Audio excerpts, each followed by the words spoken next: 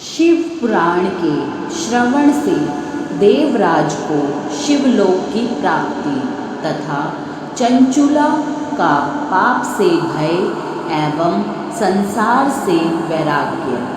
श्री शौनक जी ने कहा, महाभाग सूत जी, आप धन्य हैं, परमार्थ तत्व के ज्ञाता हैं।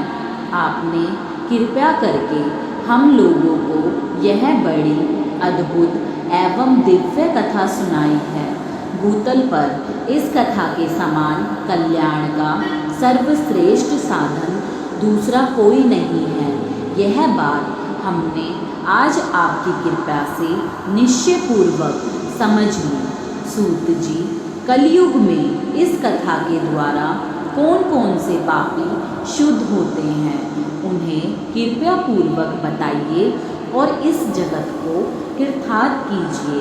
सूत जी बोले, मुने, जो मनुष्य पापी, दुराचारी, खल तथा काम क्रोध आदि में निरंतर डूबे रहने वाले हैं, वे भी इस पुराण के श्रवण पठन से अवश्य ही शुद्ध हो जाते हैं। इसी विषय में जानकार मुनि इस प्राचीन इतिहास का उदाहरण दिया करते हैं, जिसके श्रवण मात्र से पापों का पूर्णतया नाश हो जाता है। पहले की बात है, कहीं किरातों के नगर में एक ब्राह्मण रहता था, जो ज्ञान में अत्यंत दुर्बल, दरिद्र, रस बेचने वाला तथा वैदिक धर्म से विमुख था। वह स्नान, संध्या आदि कर्मों से भ्रष्ट हो गया था और वैश्यवृत्ति में तत्पर रहता था। उसका नाम था देवराज। वह अपने ऊपर विश्वास करने वाले लोगों को ठगा करता था। उसने ब्राह्मणों, क्षत्रियों, वैश्यों, शूद्रों तथा दूसरों को भी अनेक बहानों से मारकर उनका धन हड़प लिया था, परंतु उस पापी का थोड़ा सा भी धन कभी धर्म के काम में नहीं लगा था। वह वेश्यागामी तथा सब प्रकार से आचार भ्रष्ट था। एक दिन घूमता घामता वह देवयोग से प्रतिष्ठानपुर में जा पहुंचा। वहां उसने एक शिवालय देखा, जहां बहुत से साधु महात्मा एकत्र हुए थे। देवराज उस शिवालय में ठहर गया, किंतु वहां उस ब्राह्मण को ज्वर आ गया। उस ज्वर से उसको बड़ी पीड़ा होने लगी। वहां एक ब्राह्मण देवता शिव पुराण की कथा सुना रहे थे। ज्वर में पड़ा हुआ देवराज ब्राह्मण के मुखारविंद से निकली हुई उस शिव कथा को निरंतर सुनता रहा। 1 मास के बाद वह ज्वर से अत्यंत पीड़ित होकर चल बसा। यमराज के दूत आए और उसे पाशों से बांधकर बलपूर्वक यमपुरी में ले गए।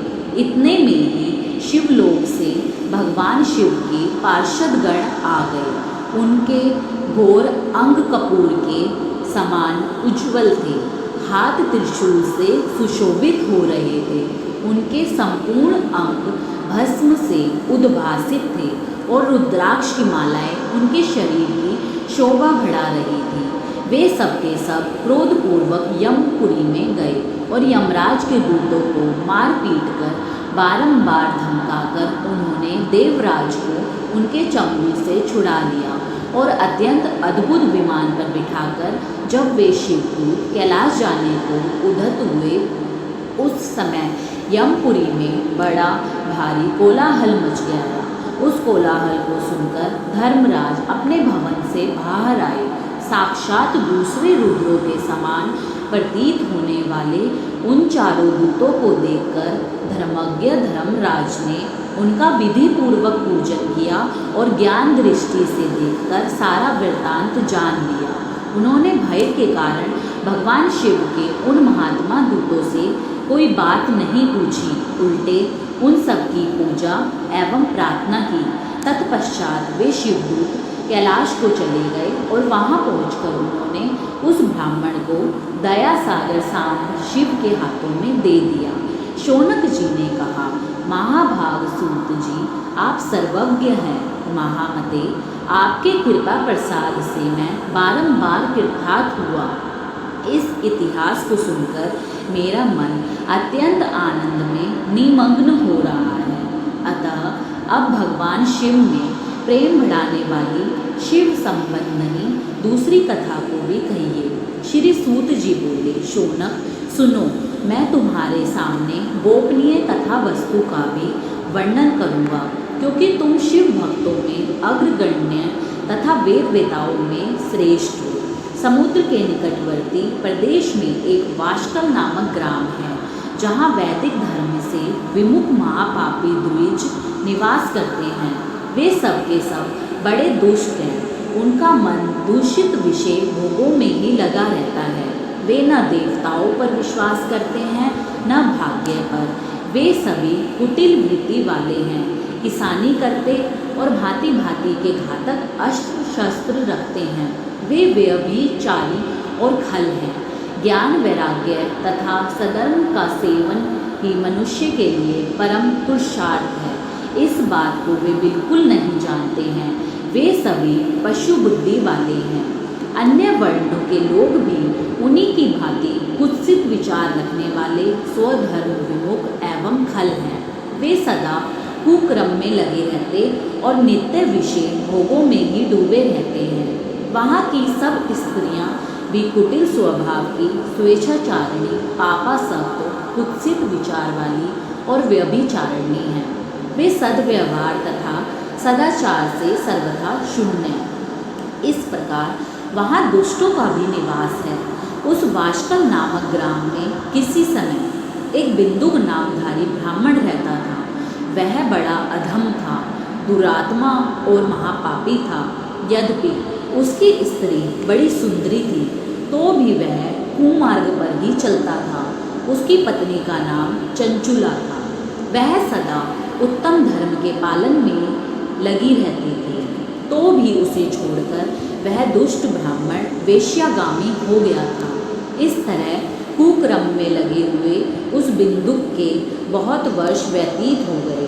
उसकी स्त्री चंचुला काम से पीड़ित होने पर भी स्वधर्म नाश के भय से कलेश सहकर भी दीर्घ काल तक धर्म से भ्रष्ट नहीं हुई, परंतु दुराचारी पति के आचरण से प्रभावित हो आगे चलकर वह स्त्री भी दुराचारिणी हो गई। इस तरह दुराचार में डूबे हुए उन मूढ़ चित्त वाले पति पत्नी का बहुत सा समय व्यर्थ बीत गया।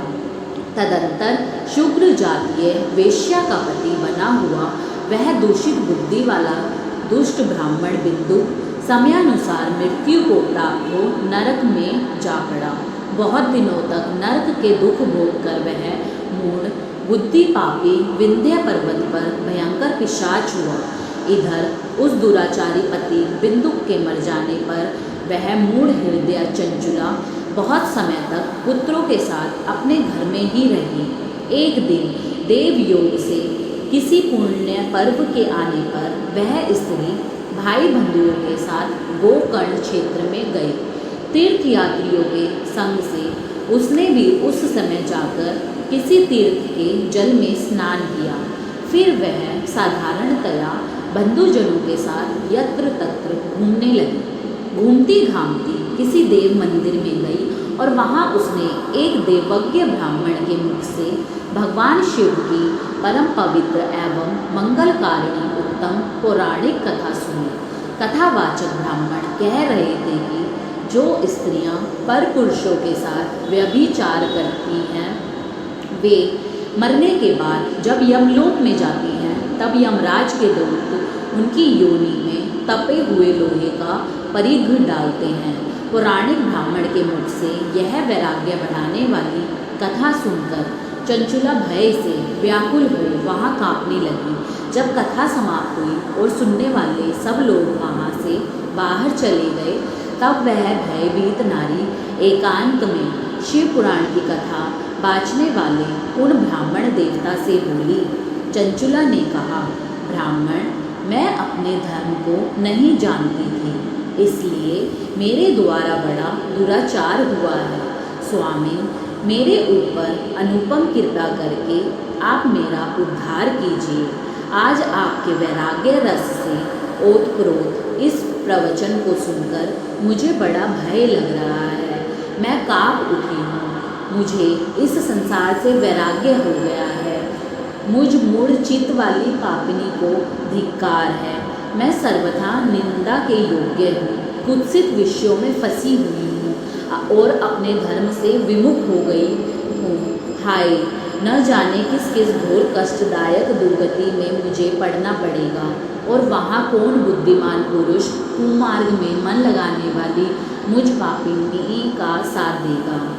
मृत्यु काल में उन भयंकर यमदूतों को मैं कैसे देखूंगी, जब वे बलपूर्वक मेरे गले में फंदे डालकर मुझे बांधेंगे, तब मैं कैसे धीरज धारण कर सकूंगी।